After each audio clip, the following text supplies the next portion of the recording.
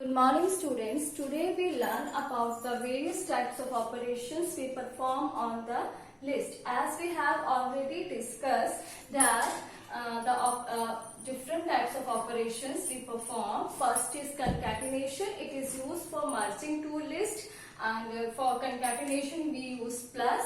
And next we have a replication or a repetition operation. In that we use asterisk to make the copies of the list. And then we have membership operations. First we use not in and in. In means that particular value is to check that particular value is exist in the list, and not in operation is used to check that particular value is not exist in the list. Next we use indexing. For indexing, suppose we have a list L1 and इसके अंदर values है 1 2 3.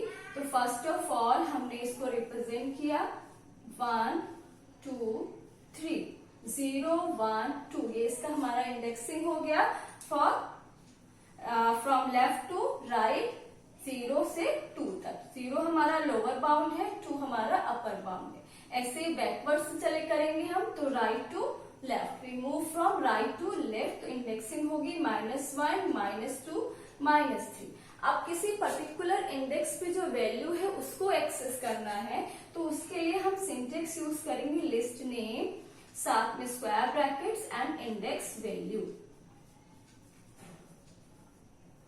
Suppose we have to access the value of index 2. तो हमने यहाँ लिखा print.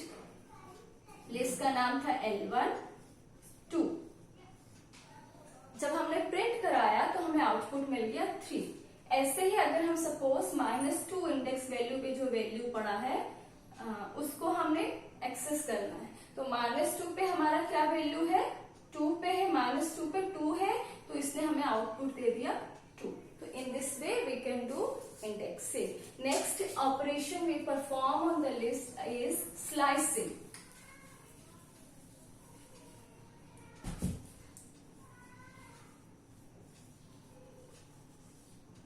Slicing means dividing the list into parts. Slice मतलब list को parts में डिवाइड करना. सपोज हमारे पास एक लिस्ट है 1 2 3 4. ये हमारे पास एक लिस्ट है. इस लिस्ट को पार्ट्स में डिवाइड करना. सपोज एक पार्ट हमने ले लिया, एक पार्ट में 2 और 3 वैल्यूज थे तो पार्ट्स में डिवाइड करने की प्रोसेस को हम बोलते हैं स्लाइसिंग. सिंटेक्स इसके लिए यूज होता है लिस्ट के लिए list name start colon stop colon step value. Start means जहां से आप स्लाइसिंग स्टार्ट कर रहे हो. स्टॉप मीन्स कहां पे स्टॉप होनी है, कहां तक आपको स्लाइस करना है. एंड स्टेप मीन्स कितने का बीच में डिफरेंस लेना है. स्टेप हमारा ऑप्शनल है.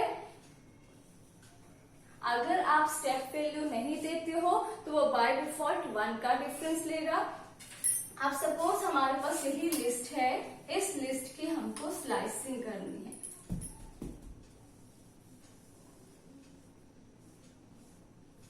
जीरो 1 2 3 इसका इंडेक्स वैल्यू है.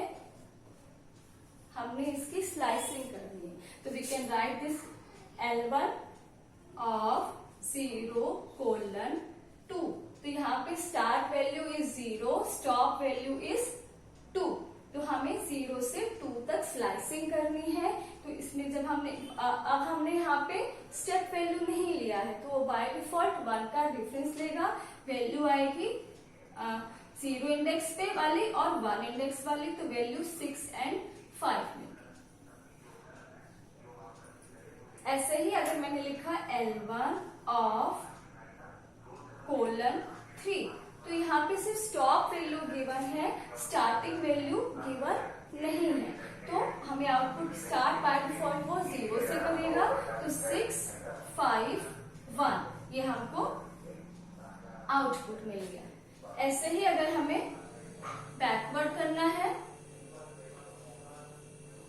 मैंने सिर्फ यहाँ पे L1 ऑफ -3 लिखा है, कोलन नहीं लिखा है उसके साथ, तो वो मुझे आउटपुट देगा, सिर्फ इंडेक्स 3 पे जो वैल्यू है वो आउटपुट देगा 5।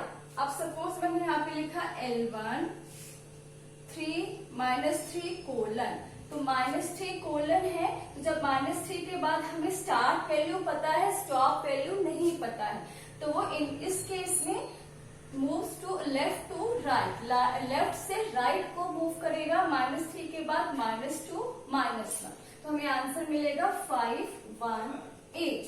ऐसे ही मैंने लिखा L1 कोलन 3, तो जस्ट आई हैड 2 कोलन, तो मैंने सिर्फ स्टार्ट वैल्यू दिया है, स्टॉप वैल्यू नहीं दिया, तो 2 से स्टार्ट करेगा तो 1 वैल्यू प्रेस करेगा, 1 वैल्यू वो प्रिंट कराएगा, ठीक है, बाय डिफॉल्ट 1 का डिफरेंस लेगा, ठीक है। तो this is all about the slicing and these all are the operations we perform on the list.